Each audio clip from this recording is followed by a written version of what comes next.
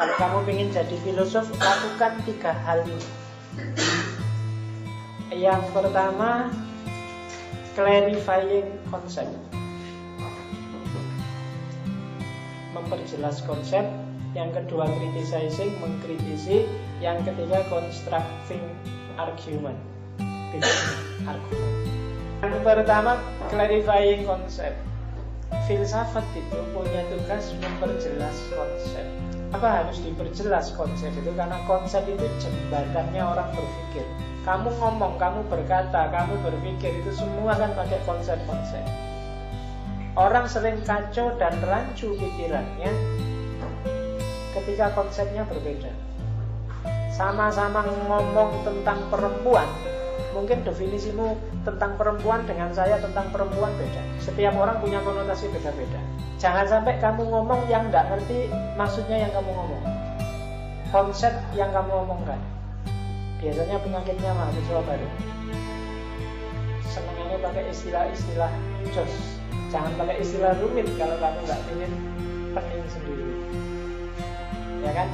Clarifying konsep, perjelas dulu konsepnya. Latihan bikin konsep, latihan memperjelas. Karena kamu hidup di dunia yang sudah terberi, kalau bahasanya Heidegger. Dunia yang sudah, kamu itu orang yang terlempar dalam fakta. Kalau bahasa Heidegger, faktisitas. Tiba-tiba aja kamu jadi mahasiswa, ya. Terus mahasiswa itu apa?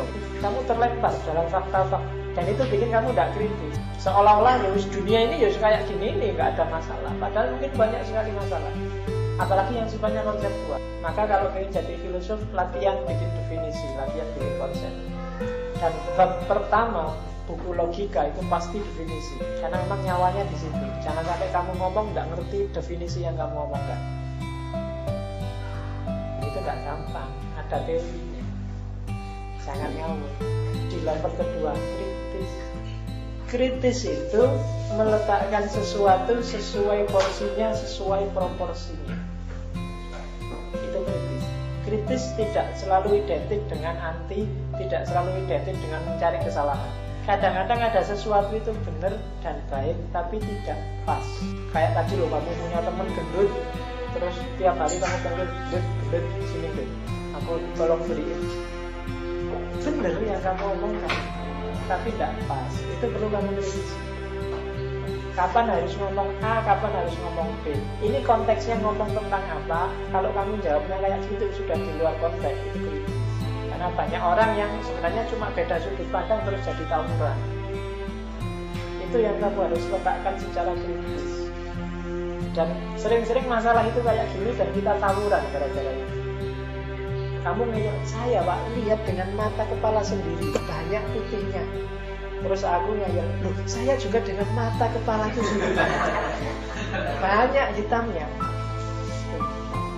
Jadi yang satu nggak mau disebut bohong, saya juga nggak bohong, saya lihat sendiri, saya juga lihat sendiri. Dan terus kamu tawuran gara-gara itu. Banyak masalah yang gara-gara itu terus tawuran, macam-macam.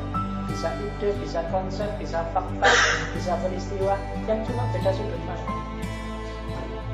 Maka kamu yang sudah ngerti konsep kritis, kritisi yang kayak gitu-gitu. Jarang orang bisa melihat realitas full, depan, belakang, atas, bawah. Kenapa? Karena caramu berpikir, caramu melihat terbatas. Yang ahli fisika ngertinya ya fisika, filsafat nggak ngerti. Yang ahli biologi ngertinya biologi, sosiologi nggak ngerti. Ada sesuatu yang dari sudut sosiologi dia bagus, tapi dari sudut agama dia jelek. Ada sesuatu yang secara biologis kesehatan dia jelek, tapi secara ekonomis dia bagus. Maka melihatnya jangan cuma satu. Yang terakhir, bikin argumen. Bikin argumen itu seorang filosof harus secara kontinu bertanya mengapa. Tanya mengapa, hasilnya pasti argumen. Mengapa kamu begini? Mengapa kamu begitu? Mengapa kok kalau orang kota itu cenderung individualis?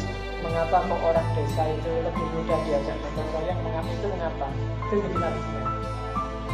Dan itu tugasnya filosof. Saya bilang di awal, filosof itu menyarankan hidup yang tidak asal-asalan.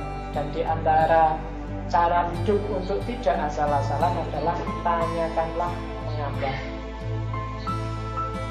Mengapa kok saya harus kuliah? Mengapa kok harus ada uang? Mengapa kok? Mengapa? Tanya aja mengapa. Itu nanti lahirnya pasti argumen. Jangan takut. Jadi perjelas konsep.